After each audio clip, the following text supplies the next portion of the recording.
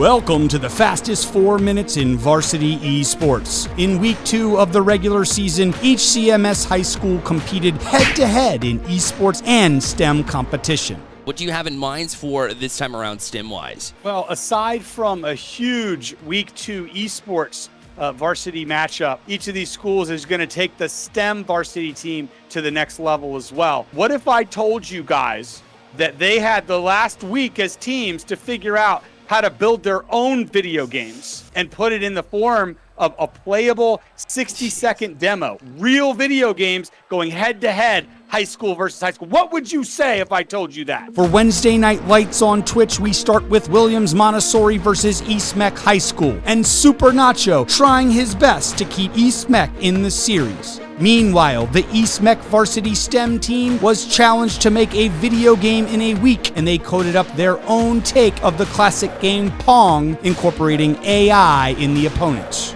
Back in the live esports action, Williams Montessori ended up winning the series 3-0 with a dominating performance, leaving only one question: can they sweep with a solid performance in STEM?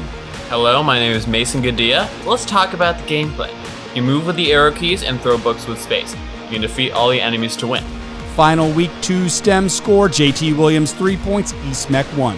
Next up was Charlotte Engineering versus Ardrey Kell. And that's going to be a tie game here for Charlotte Engineering. My goodness. The Charlotte Engineering varsity STEM team built an action-packed platformer-style game.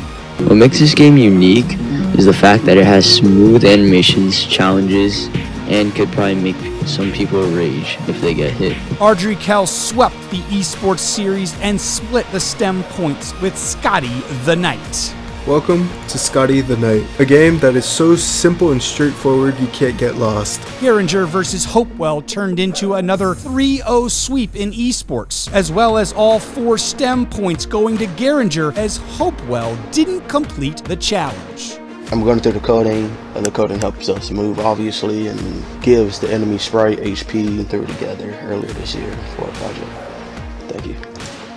Philip Berry versus Olympic was the match to watch, with Philip Berry's varsity starter CLTJT showing aerial dominance. But it wasn't enough to stop the undefeated Trojans, Olympic finishing the second match of the series 9-2. But Philip Berry was still seeking to dominate in STEM. Alright, so here's my game Soul Seekers wise. We have 2 endings, a full handmade map, a health system, a short story, and some kind of quest. Definitely plenty of skeletons. Olympic won esports, but lost STEM 3-1 with an artful submission. Hello, this is Daffy, and this is a game that we made. We also added some audio, which is nice. And these are the enemy. Providence versus South Meck was closer than it looked, with Providence winning esports and splitting the STEM points with their game designs.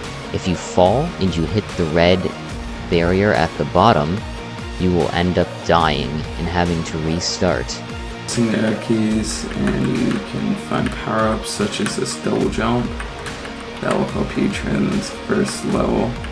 Palisades versus Huff was an absolutely bonkers matchup, with Huff taking 3 STEM points for their school-based adventure game and Palisades taking 1 point for their Rocket League themed game. Palisades' K Loves You was an absolute monster and led Palisades to esports victory. The leaderboard after week 2 of the regular season has Philip O'Berry in first and a 3-way tie for second between Garinger, Huff, and Williams Montessori. Next week will be week number 3. So we appreciate you tuning in for the CMS Varsity Esports and STEM League.